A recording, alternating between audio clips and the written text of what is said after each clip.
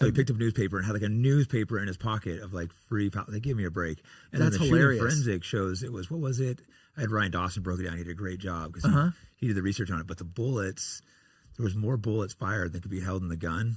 Oh, like really? A six-shooter, Multiple. and then, like basically the guy right behind him, it looks like came and shot him because the bullets came in from the back. Like none of the forensic added up at all. Well, it's very obvious when you look at the situation. It's like the second day, it was Jack Ruby kills Lee Harvey Oswald. And you're like, it's not Jack Ruby, it's Jacob Rubenstein. And you're like, and he straight says, I did it for my country. That's what he says. He's very clear that he goes, I killed him. He did it for the Jews. I think he said, not even country. Bro, it's just like, yes, it's like, Lee bro. Harvey Oswald was being watched by like a Jewish spy that ended up fleeing to Israel. It's like, so obvious, dude. Like at this point, I don't know if people can't recognize the things that they're involved in, like how many things they've been involved in. Like 9/11 is a Jewish, ritualistic, Kabbalistic holiday for them to do sacrifices. Isn't that funny?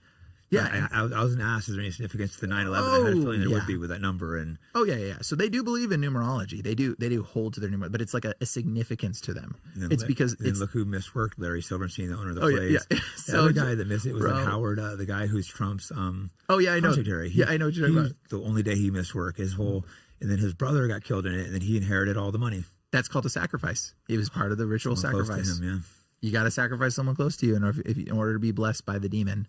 The demons want, because the more you do trauma, the more the demon can enter your mind, and the more demon has control over you. So by giving up his own brother, it also gave him the fortune, but also gave him and now look, he's Trump's right-hand man. Yep.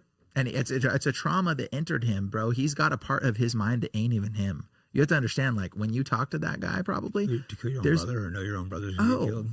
Bro, and not say anything or do anything. Bro, there is a part of his brain that literally is sectioned off from that trauma that he doesn't have access to. I guarantee you, that dude's probably been to tons of parties, doesn't even remember half of them.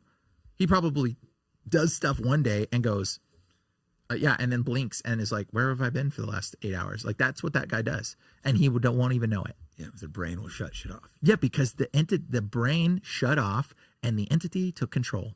And the entities, when they have control of you, they have access to your memory. They have access to like your cognitive functions sometimes. Bro, you're in such a place of trauma. That guy's in such a place of turmoil. His heart is so broken. I bet anytime somebody goes, this is my brother, he goes, okay. And the demon comes in. Yeah. And the demon probably walks into his body instantly. Yeah. Well, and he's out. Like you mentioned earlier, MK Ultra, this is what they were doing. They were breaking people down through drugs, torture, all kinds of different, and the records of that are all destroyed. So we have we have the financial records, but we don't have any of the actual records of what happened. They just say, we discontinued it. No, yeah, right. But there's even letters saying how they can, like, I've been able to figure out how to implant a memory in someone's head. What was this guy's name? Jolly West. And then he was... he was in the same area with Manson, going through the same photos. clinics. You see him in the background. He was another place where someone went and killed a kid where he couldn't remember his memory.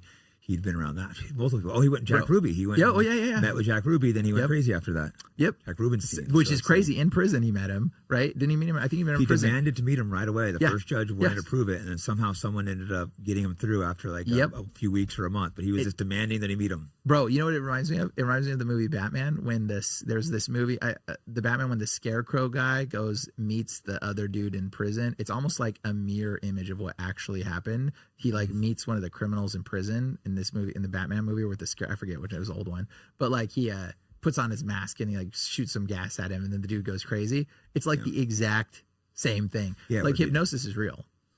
No, there's definitely something to it where people's minds can go crazy and like. Well, Charles Manson was doing stuff out of MK Ultra. The 100%. techniques he was using, it was very similar. And then when you see the fact that he was going to the same clinics this other guy was at, Manson had a parole officer that he was the only guy that he watched. He would get him out of jail every time. And when you're a parole officer, you have like 50 people, but he had one client. And he would always get him out of jail. Bro, did you see Danny Trejo with Marilyn Manson, or talking about not Marilyn, sorry, Charles Manson, talking about his interview with it? No. Bro, he goes, oh yeah, Danny Trejo was saying that like Charles Manson would get him high. He was in prison and he met him, and he said he would get them all loaded on heroin and high on whatever, and like through hypnosis in the jail cell. And so he was like, yeah, we kept him around because he would get us high, but there was one guy he couldn't do it to. And Danny Trejo said like, well, why can't you do it to that guy? Why can't you get him? He says that when they did heroin, they would throw up.